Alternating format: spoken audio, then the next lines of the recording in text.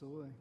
So recent legislation in California has mandated that publicly held companies based in the state are required to have a minimum of one woman on their board of directors by the end of 2019. So can you share your thoughts with us about this one way or another, whether you agree with it, disagree? Well, I'll comment personally because I'm not going to state it on behalf of Camden, but I personally, feel like implementing mandates or quotas doesn't inspire, inclusion in the workplace, nor does it change people's thinking. But what does is having a culture and environment that fosters diversity and values it at all levels. It doesn't matter, if it's men or women, what race, what your background.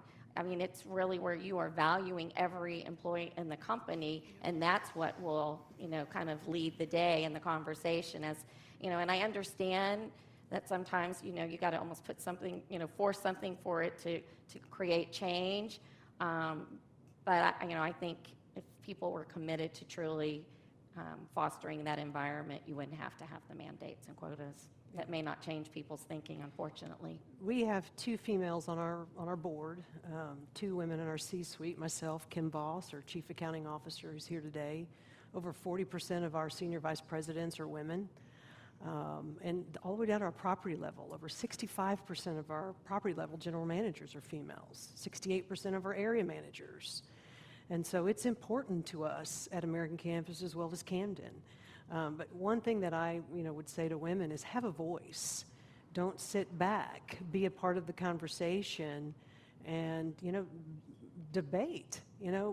Don't sit back. That is something that, we have our general managers meeting once a year, so we have over 200 of our GMs come to town, and it's a perfect time for you to make a name for yourself.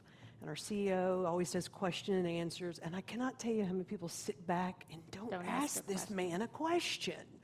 I'm like, why would you not do that? First of all, he's a wealth of knowledge, and you can learn something from him, but it's also a way to make a name for yourself and put a spotlight on yourself. And so many people, men and women, sit back and they don't participate. You need to participate. You really do, and have a voice. It's really interesting you say that. A couple of things. One is, I remember when I first finished architecture grad school and I had my first job, and I was about 23 years old, and my parents said to me, don't ever say, don't keep your mouth closed. Don't say anything. And I was really perplexed. Here I had always been encouraged to excel, go to great schools, do all, achieve, and suddenly I was told, but achieve, but be really quiet. And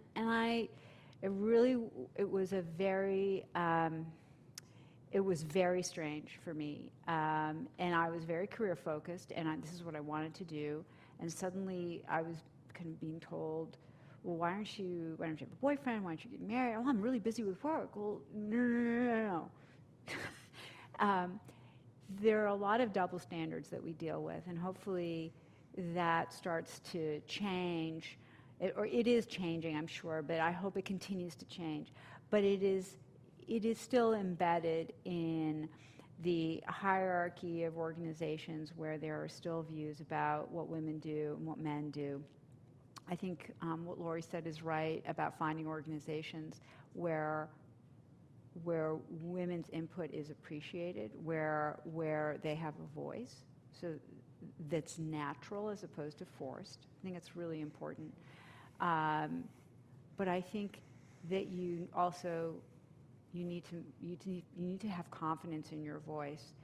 When I was at HCP years ago, I used to be fascinated by the dynamics of the earnings calls. Because our CEO at the time there would say, he would answer the questions posed by the analyst. He would answer a completely different question. Like nothing related to what he was asked, because that's what he wanted to answer. And I used to wait for the analyst to say, who was always male, by the way, to say, that's not what I asked. It's a lovely answer, but could you answer the question I did ask? And nobody would, because you know why? Everybody is afraid of sounding stupid. When you ask a question, you're asking a question that everyone in the audience is thinking about, and they're too scared that their machismo will be damaged because they're going to sound stupid. Don't be afraid. Ask the question. Have a voice. Make yourself noticed. Because when you ask a question, you will learn. And usually others in the room learn too. Absolutely. I heard a great quote, and it just made me think of it because everybody is commenting on, having a voice and being heard. And I heard on a panel at Crew Convention 2 weeks ago, somebody say that diversity is about being on the team, but inclusion is about getting in the game. And that's true. It's like getting in the game. You want to be included, but you need to share your knowledge, have a voice, be visible, and don't be fearful that. Look, I will say that I was guilty of the exact same thing. I got on. Oh boy, I'm really going to tell a story here, but it's helpful. I was the first woman to get on our investment committee because I started Camden's first private equity fund back in 2008. And so I'm going to the investment committees with all the men, and I thought, they know so much more than me. There's nothing I can say that would be of any value. And so I quietly sat back for the first year or so. I mean, I'm embarrassed to say it was a long period of time, and not like we had investment committees every month or every week. But anyway, it was fortunately our president who originally hired me, and I can look back now and know he's been my sponsor. And he says, "Why are you're so talkative always? This is why I put you on this investment committee. Why do you say nothing in those meetings?" And I shared with him kind of how I felt. And it's a little bit of that imposter syndrome that we've all heard about.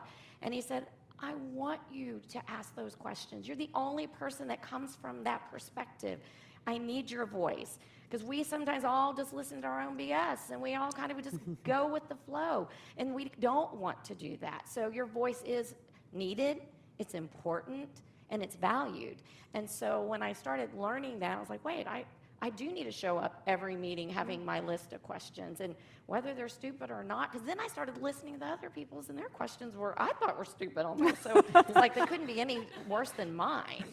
So Carla Harris, who is, I think, vice chairman at Morgan Stanley, has a book, and I remember her saying that fear is the worst evidence of something that's not real.